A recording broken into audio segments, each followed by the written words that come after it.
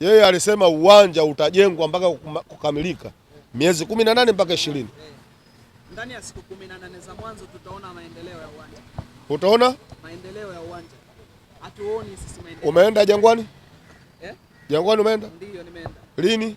Jana. Jana? Saa ngapi? Jioni. Jioni. Una uhakika? Ndio. Sasa wewe unaamini uwanja unajengwa? Mimi naamini 100% kwa 100. Naamini kabisa. Yeah. 100% kwa 100 naamini uwanja unajengwa. Hajapigwa na Soro? Hatujawahi kupigwa kwa Engineers. Kwa Engineers si hatujawahi kupigwa. Kwa sababu si hatujawahi kupigwa, Engineers alivyoingia madarakani alisema kwenye uongozi wake atajenga uwanja. Kwenye uongozi wake miaka 4. Kwenye uongozi wake yeye atajenga uwanja. Lakini hauwezi ukaenda kujenga uwanja timu haina kombe. Hauwezi ukaenda kujenga uwanja timu haina kombe, watu hawezi kukuelewa. Yaani huku timu haina vikombe, wewe unaenda kujenga uwanja, watu wanaweza kukuelewa kwa Tanzania. Kwani Azamu alianza kuchukua makombe, alianza kujenga uwanja? Azamu usifananishe na Yanga. Azamu timu ya mtu. Yanga timu ya wanachama. Wanachama lakini si watu na Soro. Si ushelewa. Mtu binafsi achana na wanachama. Si ushelewa.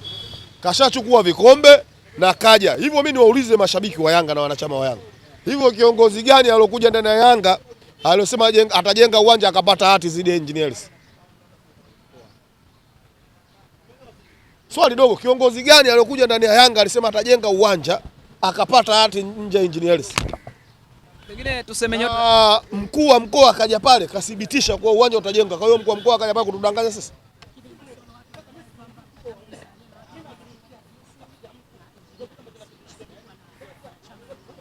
Mwanachama hili swala lina mtihani kweli, na naomba waandishi na nyinyi muende shule kidogo. Waandishi muende shule kidogo. Bwana Nasoro, kwa kumalizia lazima tumjibu swali lake. Usije kumkatiza swali lake. Umesema amesainiana na GSM na Engineers. Engineers ni nani? Si rais wa Yanga. Kwa maana yake kawakilisha Yanga. GSM yes tajiri. Kwa hiyo kawakilisha group lake. Sasa wanachama aenda kufuata nini na kati rais wa Yanga ni yupi? Kwa maana yake rais wa Yanga anawakilisha sawa wanachama wa Yanga. Au kachanganyikiwa gari lilikuja la kubeba mkaa. Bwana Nasoro, kwa kumalizia, bara klabu ya Simba imeshusha gari lake mpya Iriza bana. Sio gari mpya. Hapo nyinyi waandishi mnapewa hela nini? Ile gari mpya. Sema gari chakavu.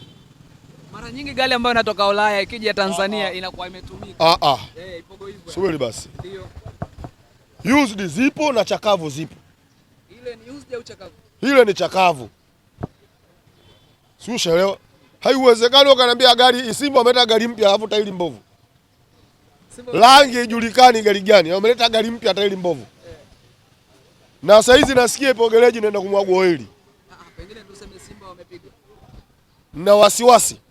Ile gari ilikuwa store ya mkaa Ulaya. Ile gari ilikuwa store ya mkaa Ulaya. Mbona kama unawapondea hivi Simba? Si wapondi. Wivu. Wivu? Si tuone wivu Simba? Haiwezekani si tuone wivu. Shehe wangu. Mbona si Azam walivoleta tuliwapongeza? Azam walivoleta tuliwapongeza, wameleta basi safi kabisa. Kwa hiyo kikiletwa kitu kizuri tutasifia, kikiletwa kitu kibaya tutazungumza. Ile basi chakavu. Ile basi chakavu. Mimi na umaskini wangu siwezi kwenda kununua gari kama hiyo. Tuongee ukweli. Hivyo kwa mfano ile Azam pale ilipo ingekuwa Simba au Yanga ingekuwaje balaa lake? Ile Azam tuangalie, tuseme ukweli. Haya, twende Simba. Nani kama Fei? Hayupo. Twende Yanga, nani kama Fei? Hakuna. Hila sasa ana wachezaji, ana mwalimu mkubwa. Hila wamekuja kutalii kwenye ligi ya Tanzania. So kutalii kivipi? Mbona wametalii kivipi? Wanatalii kwa mtindo gani? Hivyo nikuulize swali moja. Wewe unajua mechi ambayo sisi tumefungwa goli 4 msimu? Mnaikumbuka mechi hiyo? Zidi ya nani? Unajua kwa nini tumefungwa goli 4? Mnajua? Unajua mechi yetu tukishinda ilikuwa kinatokea kitu gani? Ile mechi ilikuwa tukishinda maana yake kuna timu tulikuwa tunaishusha sisi. Lakini unajua kwa nini tumefungwa? Ndugu zangu, ndio maana nawaambieni hivi, tumieni akili za kazi. Sasa na huyu naye anakuwa na mtindio wa ubongo. Wewe unasema Azam FC tawi la nani? Hebu itaje Azam FC tawi la nani? Yanga amekuwa bingwa msimu uliopita, si baada ya Azam kumfunga Simba?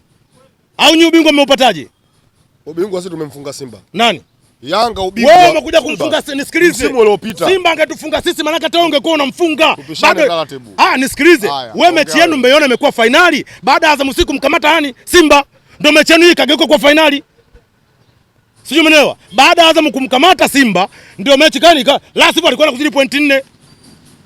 Umemaliza? Sio nimemaliza.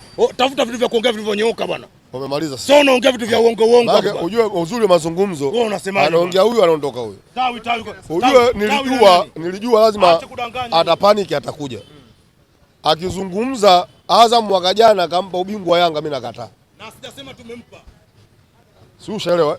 Kwa sababu sisi tunajua Simba walienda kupoteza ubingwa baada ya mechi yao wao na Fountain Gate.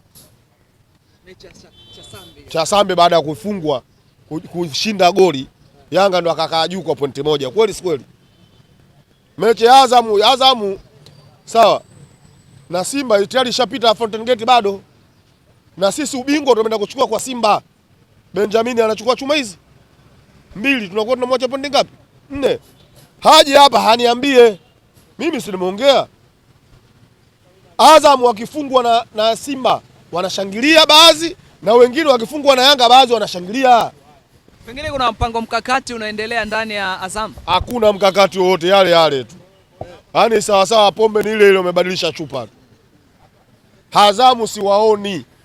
Nashe wangu, Azamu haijaja kuchukua ubingwa. Azamu imekuja kufurahisha.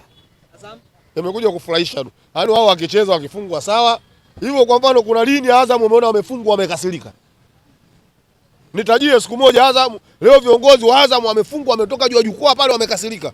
Kuna neno moja kaja kuongea, wao wamefanywa hujuma. Hivyo uwekezaji wa Azamu na TRA aende kumwekea hujuma Azamu. Anasema kuna timu ilikuwa inashushwa baada ya kuongesha mechi ile. Wewe nakuuliza kidogo. Hivyo Azamu na TRA nani ipo kwenye ligi muda mrefu? Pengine si TRA ambaye alifanya hizo hujuma. Si kweli. Kwanza mimi niingia akilini kama alifanywa hujuma. Siku ile aliingia kwenye mfumo kawekwa.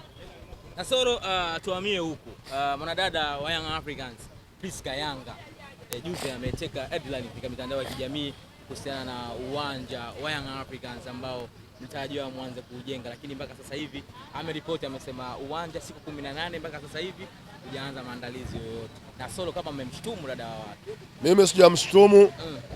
Na wala sijaongea popote hapa. Na ndio kwanza nyinyi mnaniuliza hilo swala. Unajua akili sio nywele kama kila mtu anakuwa nazo.